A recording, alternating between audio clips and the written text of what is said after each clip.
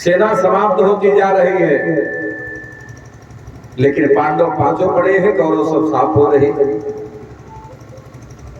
एक दिन दुर्योधन भीष्म पितामह के पास पहुंचा, हाथ जोड़ करके बोला, पितामह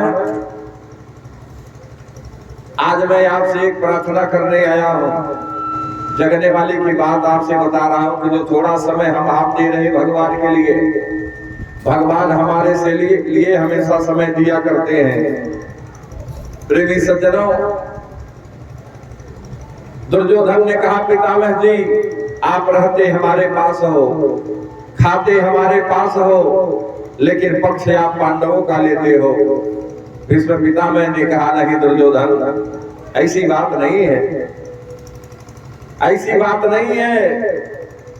दुर्योधन ने कहा, पितामह जी बिल्कुल मैं सत्य बता रहा हूं। अगर ऐसी बात नहीं होती तो आप बताइए, इतने दिन से भीषण युद्ध चल रही है, हमारे जितने भाई थे सब समाप्त होते जा रहे हैं और पांच के पांचों पांडव पड़े हुए हैं। भीष्म पितामह बेचारे नहीं कुछ बोलते। भीष्म पितामह ने कहा, दुर्योधन ये अपने दिल और दिमाग से निकाल दो, मैं पांडवों का पक्ष नहीं लेता हूं। प्रेमी सज्जनों, दुर्योधन ने कहा, पितामह जी अगर आप पक्ष नहीं लेते हो तो कान खोल करके सुन लो, आज पांचों पांडवों में से एक का वध निश्चित तौर पर होना चाहिए। मैं मान लूंगा कि आप पक्ष नहीं लेते हो, पांचों पांडवों में से एक का वध निश्चित तौर पर होना चाहिए। प्रेमी सज्जनों, दुर्योधन तो वचनबद्ध करवा दिया। भीष्म पितामह ने कहा, चलो ठीक है, वचनबद्ध करवा दिया, चला गया। भीष्म पितामह जी अपनी शिविर में हैं, अपनी शिविर में, और पितामह को सारी रात नींद नहीं आ रही है। भीष्म पितामह अपने शिविर में ऐसे टहल रहे हैं, पूरी रात पितामह को नींद नहीं आ रही है। भीष्म पितामह मन में बड़ा दुखी हैं, सोच रहे हैं, हे भगवान जिनको मैं अंगुली पकड़ करके चलना सिखाया, जिनको मैं गोदी में खिलाया हूं, उनके ऊपर कैसे बाण मारूंगा, आज उनको रणक्षेत्र में मैं कैसे धराशाही करूंगा। जिनको मैं अंगुली पकड़ करके चलना सिखाया हूं, जिनको मैं गोदी में खिलाया हूं, सारी रात भीष्म पितामह को नींद नहीं आती। सज्जनों, सारी रात इधर भीष्म पितामह जग रहे हैं, ये हवा का दिन है, आवाज देखिए, इधर भीष्म पितामह जग रहे हैं और उधर शैलधारी मुरारी भगवान द्वारिकाधीश जग रहे हैं, उधर भगवान कृष्ण जग रहे हैं। आधी रात का समय हुआ है, भगवान कृष्ण निकल पड़े और कहां गए? पांडवों के शिविर में। आधी रात की बेला है, सभी मस्ती में सो रहे हैं पांडव। भगवान कृष्ण ने आवाज लगाए, अर्जुन अर्जुन। अचानक उठे, हाँ प्रभु बताइए जल्दी क्या बात है, आप आधी रात में घूम रहे हो? भगवान कृष्ण ने कहा, तुमको नींद आ रही है? भगवान ने कहा, तुमको नींद आ रही है? अरे अर्जुन, ऐरे गैरी की प्रतिज्ञा नहीं है, ये गंगा पुत्र बाल ब्रह्मचारी भीष्म पितामह की प्रतिज्ञा है। दुर्योधन ने वचनबद्ध करवा दिया है कि कल पांचों पांडवों में एक का वध निश्चित तौर पर होगा और तुम उसमें मुख्य हो।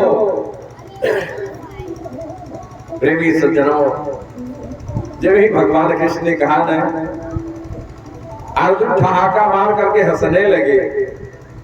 भगवान ने कहा, गजबे बात है कि बताओ, मैं इसको बताने आया हूं और ये हंस रहा है। आप भी इसी तरह से हंसते रहेंगे। जिंदगी की डोर सौंप हाथ दीनानाथ में। बच्चा जब अबोध रहता है तो गड्ढा अगर है तो उसमें भी गिरने के लिए दौड़ता है, सामने सर पे आ गया उसको पकड़ने के लिए दौड़ता है, लेकिन माँ की हर काम में लगी रहेगी और माँ की दृष्टि बच्चे के ऊपर हमेशा रहेगी। इसलिए रहती है कि अभी मेरा बच्चा अबोध है, इसके पास ज्ञान नहीं है, ये नवजात शिशु है। इसी प्रकार से जब तक इस जीव की जिम्मेदारी परमात्मा के शरणों में रहती है कि प्रभु आपके सिवा मेरा कोई नहीं है, तो भगवान का निगाह आपके ऊपर हमेशा बना रहता है। आज अर्जुन ने कहा, कन्हैया हमको क्या चिंता है? भगवान ने कहा, रे दुर्योधन वचनबद्ध करवाया है, कल तुम्हारी मृत्यु होगी। अरे राम राम। अर्जुन हंसने लगी और हंस करके कहे, प्रभु जीवन का मैंने सौंप दिया।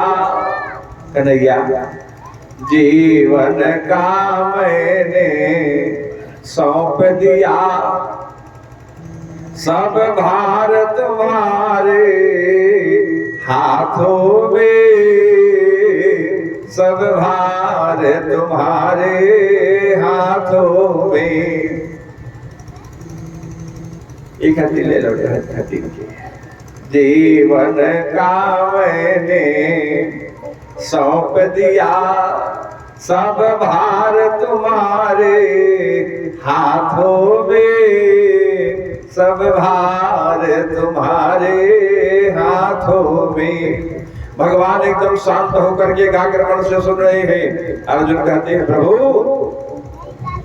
जीवन का मैंने सौंप दिया, सब भार तुम्हारे हाथों में, है जीत तुम्हारे गोविंद, है जीत तुम्हारे हाथों में, है हार तुम्हारे हाथों में, है हार तुम्हारे हाथों में, है जीत तुम्हारे हाथों में, है हार तुम्हारे हाथों में, है हार तुम्हारे हाथों में। इतनी बात कह करके अर्जुन फिर सो गए। भगवान ने कहा, गजब लीला है, बताओ इसको मैं बताने आया फिर भी ये सो गया। अब भगवान को बड़ी चिंता हुई। भगवान ने आधी रात की समय बीत रही है, रात ढलती जा रही है सज्जनों।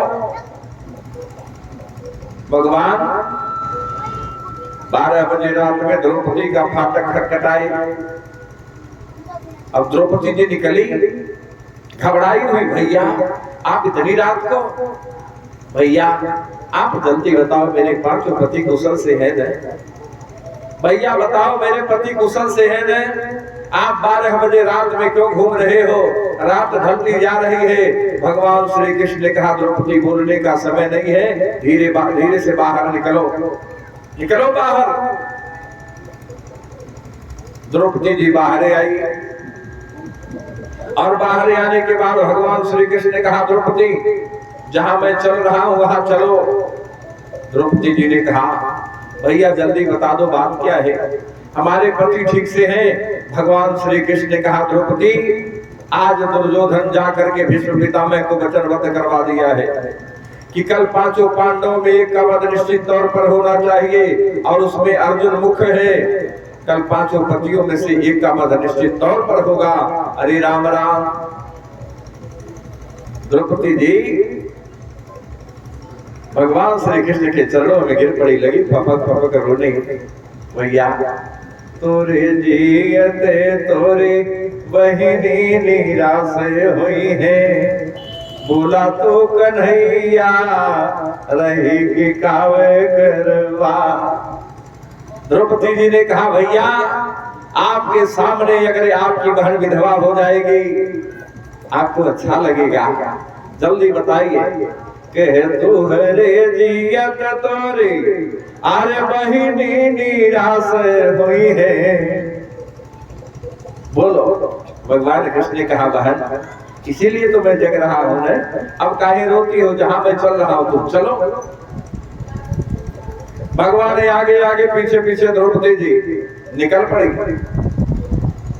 भोर का समय होने वाला है, ब्रह्म मुहूर्त का समय। भीष्म पितामह जी समाधि में बैठे हैं, ब्रह्म मुहूर्त के समय में ध्यान लग गया है। और इधर जब शिविर नजदीक आई तो द्रौपदी जी जूती पहनी है, खट खट की आवाज आ रही है। भगवान कृष्ण ने कहा, द्रौपदी जो अपने पैरों में जूती पहनी हो निकाल दो, आवाज कर रही है। निकाल दिया, और जब निकाल दिया ने, अरे राम राम, हमारे शैलधारी पुरारी भगवान द्वारिकाधीश से अपना पीताम्बर बढ़ाई इसी में रख दो। द्रौपदी के नेत्रों से आंसू झरने लगा। भैया हमारे चरणों की जूती आप पीताम्बर में रखोगे? भगवान कृष्ण ने कहा, बहन तुम बोलो नहीं, रखो इसमें। रखे, भगवान लपेटे, बगल में दबाए और चलो। भीष्म पितामह के शिविर के पास जिस समय भगवान आए, एकाध जगह ही भाई मरीज जगह का बिछल मरिया बैठले को खाता इकड़ी कड़ी तमाम बा मक्खन जा साफ ना जा बैठा।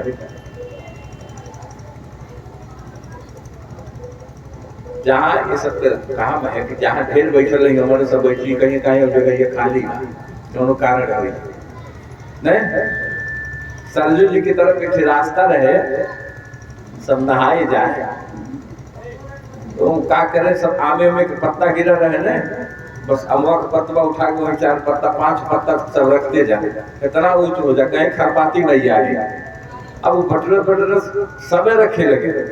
बस यही बात है कि अगर जगह खाली है कोनो कारण है ना कि सब बैठत नहीं। अब देखा बैठ के लिए नहीं बैठ के, अब वही कि नहीं।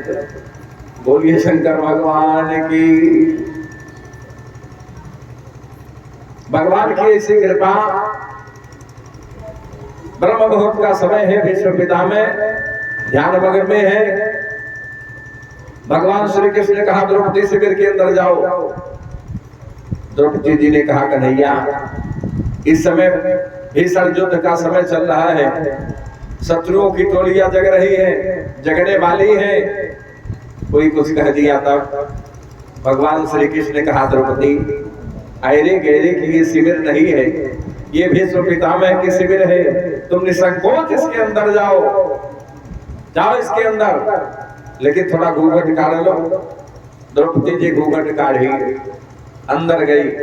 और जब भीष्म पितामह के पास पहुंची है, भीष्म पितामह जी ध्यान में है, जब पास पहुंची तो भगवान श्री कृष्ण ने कहा, संकेत किया कि देख क्या रही हो, इनके चरणों में गिर पड़ो, गिरो इनके चरणों में। और जब द्रौपदी जी उनके चरणों में गिरी तो भीष्म पितामह बिना नेत्र खोले ही बोले, अखंड सौभाग्यवती भव।